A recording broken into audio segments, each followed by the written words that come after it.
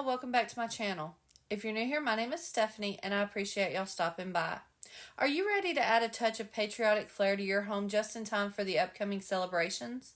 Well, in today's video, I've got you covered with 7 simple and stylish Americana patriotic decor DIYs that will bring a festive spirit to any space.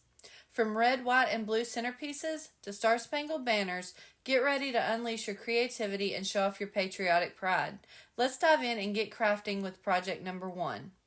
For this project, I used this glass vase from the Dollar Tree and started by taking some Waverly chalk paint in the color plaster and pouring some into a bowl. I then took some baking soda and poured a generous amount into the bowl with the chalk paint and stirred it until the paint and baking soda was thoroughly mixed together, adding more baking soda as needed to get the consistency similar to that of icing. Once I was happy with the consistency of the paint mixture, I took a large round sponge paintbrush and pounced the paint onto the outside of the vase to completely cover it and give it a stone-like texture. I did end up giving it 2 good coats, letting it fully dry between the coats. After the vase was dry, I took Waverly chalk paint in the color crimson and a smaller round sponge paintbrush and went around the bottom half of the vase in a pouncing motion, making sure to let the paint get softer at the top edge to create a gradient between the plaster and crimson colors. Next, I took Waverly chalk paint in the color Ocean and the small round sponge paintbrush and went around the top half of the vase, again using a pouncing motion, but for this step I made sure to create the softer edge at the bottom, fading into the plaster colored paint. To decorate this vase, I used one of these large magnolia picks, one of these large blue peony picks, and one of these large red rose picks, all from Walmart, and cut each stem down to size.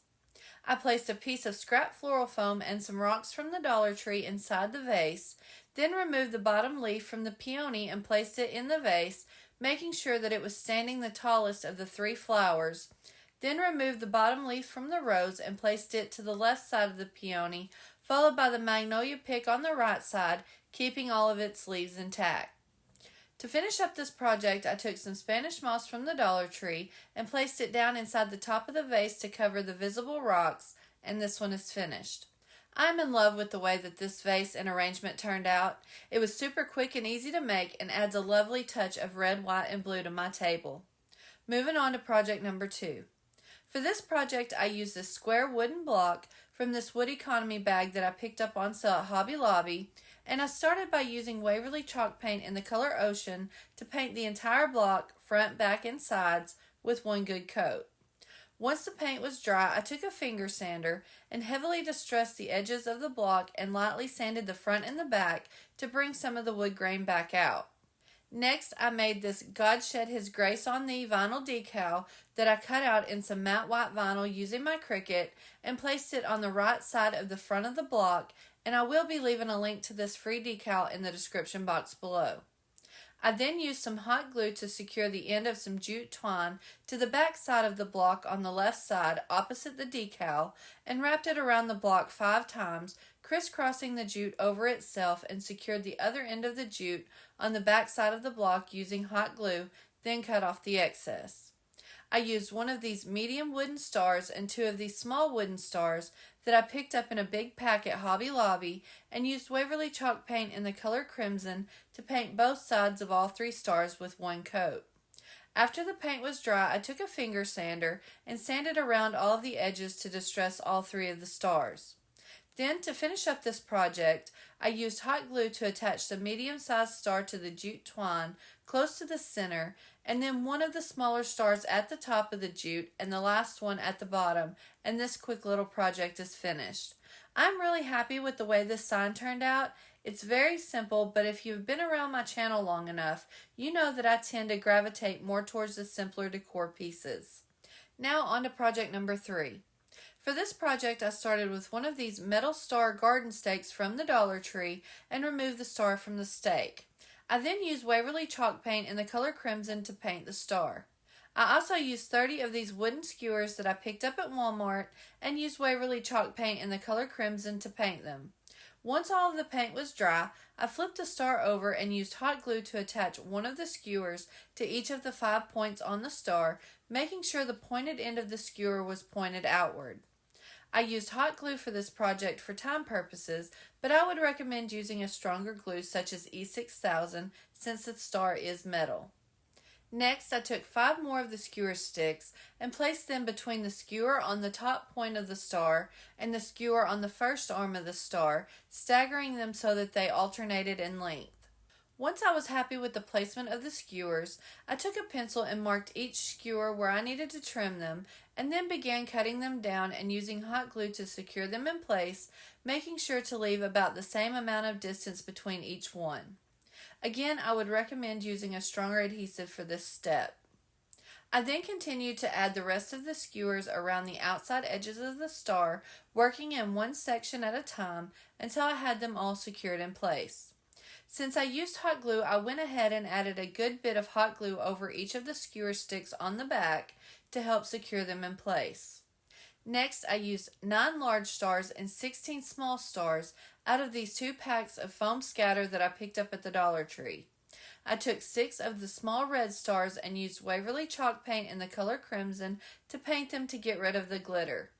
I then took 4 of the large white stars and 5 of the small white stars and used Waverly chalk paint in the color plaster to paint them. Finally, I took 4 of the large blue stars, 1 large red star, and 5 of the small blue stars and used Waverly chalk paint in the color Ocean to paint them. Once all of the paint had dried, I placed the stars around the large metal star on the skewer sticks, and once I was happy with the placement of each star, I used hot glue to attach them to the skewers to secure them in place. Then, to finish off this project, I took a piece of jute twine and used hot glue to attach it to the back side of the large star to create the hanger, and this one is finished. Y'all, this turned out so much better than I expected. I really do love the little pops of color the white and blue stars add to the Starburst. You'll have to let me know what you think in the comments below. Moving on to project number 4. For this project, I used one of these 14-inch wooden rounds that I picked up on sale at Hobby Lobby and started by using Waverly Antique Wax to stain the side and back of the wood round. Next, I used Waverly chalk paint in the color plaster to paint the inside of the wood round. Once the paint was dry, I used these vinyl stars that I cut out on my Cricut and trimmed up to fit the inside of the wood round and placed them off to the left side. After I had the majority of the stars in place, I took 2 extra stars that I had left over from trimming the decal to fit and placed one at the very bottom and one at the very top to fill in the empty spaces. Next, I took a piece of masking tape and taped off the section that I wanted to paint and used Waverly chalk paint in the color Ocean to paint over the stars. Once the paint was dry, I removed the masking tape, then carefully removed each of the vinyl stars. This is how the piece looked once I had all of the vinyl stars removed. I then used masking tape to tape off the red and white stripes on the right side of the wood round, making sure to keep the width of each stripe 2 pieces of tape wide. Then I used Waverly chalk paint in the color crimson to paint each of the exposed stripes.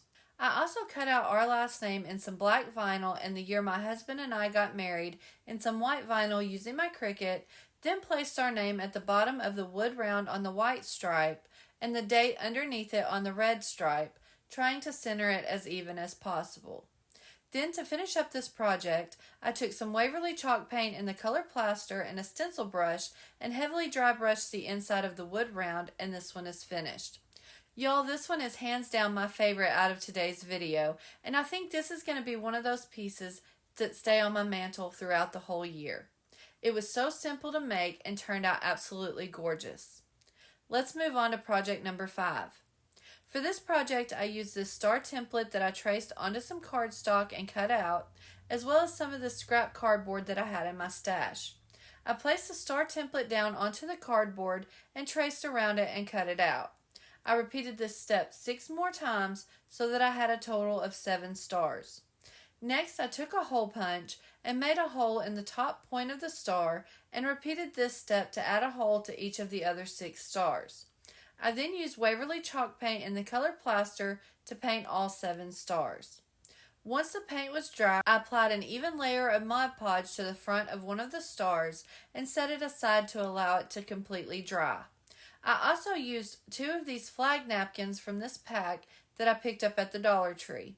I removed the back ply of the napkin so that I only had one layer with the design to work with, and then cut the napkin into 4 pieces to make it easier to work with. Once the Mod Podge was completely dry, I placed the napkin down so that the blue part of the flag was on the star, and then placed a piece of parchment paper on top and used my mini heat press to reactivate the Mod Podge and adhere the napkin to the star. After I had the napkin on the star, I took a pair of scissors and trimmed up around the edges. Next, I used a finger sander to remove any excess napkin around the edges to give it a nice finished look. I took a piercing tool from the Dollar Tree and opened the hole back up on the top of the star, making sure to go through the front side so that the sides of the hole was nice and clean. I then repeated these steps to attach the napkin pieces to each of the other 6 stars, making sure to have 3 with mostly the blue section of the napkin and 4 stars all red and white stripes. Once I had the stars arranged how I wanted them to be on the garland, I cut a piece of the thicker jute twine about 46 inches long and tied a knot in each end. I then cut 7 pieces of the jute about 7 inches long. To assemble the garland, I fed one of the 7-inch jute pieces through the top of the first star and measured 6 inches from the end of the 46-inch piece of jute and tied the star onto the jute in a tight knot, making sure to leave room for the star to hang down just a bit. I then repeated this step another 6 times, measuring 6 inches from the previous star so that all 7 stars were spaced as evenly as possible, and tying them on so that they would hang down roughly all the same length. Then, to finish up this project, I tied a small loop on each end of the garland to hang it, and this one is finished. This little garland turned out super cute and cost only pennies to make, using 2 napkins and some scrap cardboard. I made my garland with 7 stars and 46 inches so that it would fit specifically on a cabinet in my home, but you could make yours as long or as short as you needed it to be for where you wanted to place it. Let's get started on project number 6. For this project, I used the back side of this house-shaped chalkboard decor piece that I picked up at the Dollar Tree. I started by removing the sticker and used Waverly chalk paint and the color ink to paint the back and sides of the house. Next, I took some matte Mod Podge and used a sponge brush to add a thick, even layer to the back of the house. While the Mod Podge was still very wet, I took Waverly chalk paint in the color plaster and a soft paintbrush and went over the back of the house, doing only one single stroke for each area, making sure to try not to overlap the previous stroke. Once I had the house painted, I took a heat gun and sped up the drying process to reveal the crackle effect caused by the Mod Podge. I do want to mention that you could use some white Elmer school glue instead of the Mod Podge. I just didn't have any on hand. After the paint was dry, I went ahead and heavily dry brushed the sides of the house using Waverly chalk paint in the color plaster. Next, I took 3 of these medium-sized wood beads from Amazon and used Waverly chalk paint in the color plaster to paint one bead, Waverly chalk paint in the color crimson to paint the second bead, and Waverly chalk paint in the color ocean to paint the last bead, and I will have a link to these beads in the description box below. I used this wooden star that I found in my stash, but I'm pretty sure that it came out of a wind chime kit from the Dollar Tree, along with this piece of ribbon off of this roll that I picked up at the Dollar Tree. I applied an even layer of Mod Podge to the front of the star, and while it was still wet, placed a piece of ribbon on top and smoothed out all of the lumps and bumps. I then added another layer of Mod Podge to the top of the ribbon to help secure it in place and set it aside to dry. Once the Mod Podge was completely dry, I took a sharp utility knife and trimmed off as much of the excess ribbon around the edges as I could, then took a finger sander and went around the edges to remove the rest for a clean finished look with some light distressing. Then, to reopen the hole on the top of the star, I took a small pair of scissors and went through the front side so that the opening had nice clean edges. Next, I made a simple shoestring bow using some thicker jute twine and placed the star on the right tail, feeding it through the back side of the star. Then, once I had it where I wanted it, I tied the jute in a knot to keep the star in place and cut off the excess. I then placed the beads on the left tail of the bow in the order of blue, red, and white. I wanted the beads to hang a bit lower than the star, so when I was happy with the placement, I tied the end of the jute in a knot and cut off the excess. Once I had the bow finished, I used a dab of hot glue to secure one end of some jute twine on what is now the back side of the house and wrapped it around the house 3 times, crisscrossing it in the front, then secured the other end of jute on the back side with more hot glue and cut off the excess. Then, to finish up this project, I used hot glue to attach the bow to the center of the jute on the front of the house, and that's it for this one. I think this turned out absolutely adorable. I love it. Again, it's very simple, but fits in seamlessly with my everyday decor to add a little pop of patriotic charm. And last but not least, project number 7. For this project, I used one of these shorter and wider tags from the Dollar Tree, as well as 2 of these longer and thinner tag signs also from the Dollar Tree, all of which I've had in my stash for quite a while. I started by removing the hangers and the paper from the front of each of the signs because, as I've mentioned before, I'm a little extra, then used Waverly Antique Wax to stain the front and sides of each tag. Once the tags were dry, I used Waverly chalk paint in the color plaster along with a fan brush to messily paint the front of the shorter, chunkier tag, making sure to focus more on the center portion of the tag. When the paint was completely dry, I used a finger sander and heavily sanded down the front of the sign to remove a lot of the paint around the edges to make it look really old and worn with chippy paint.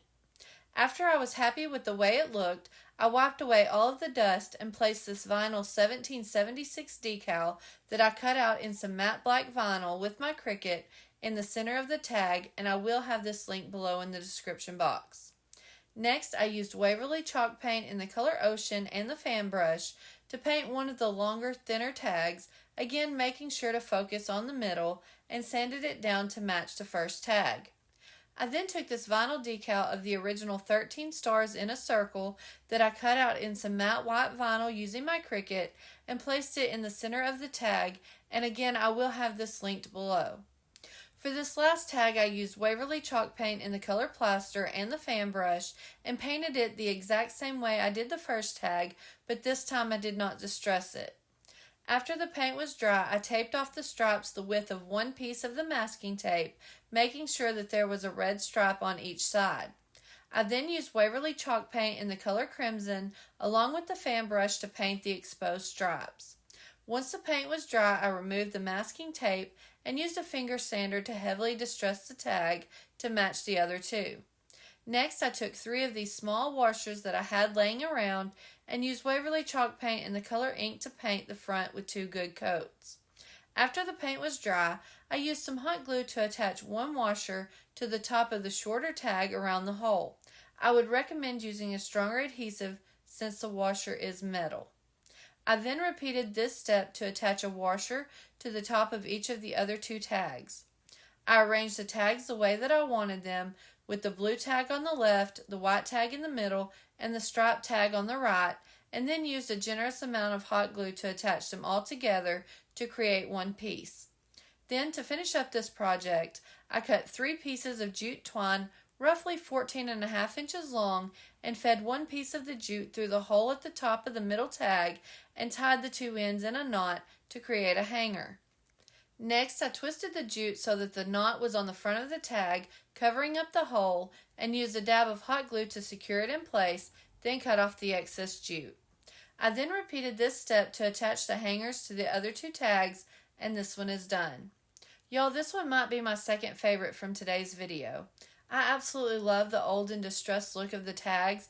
I do, however, think I should have left the hangers on the 2 side tags a little bit longer so that I could hang them with all 3 hangers. You'll have to let me know what you think in the comments.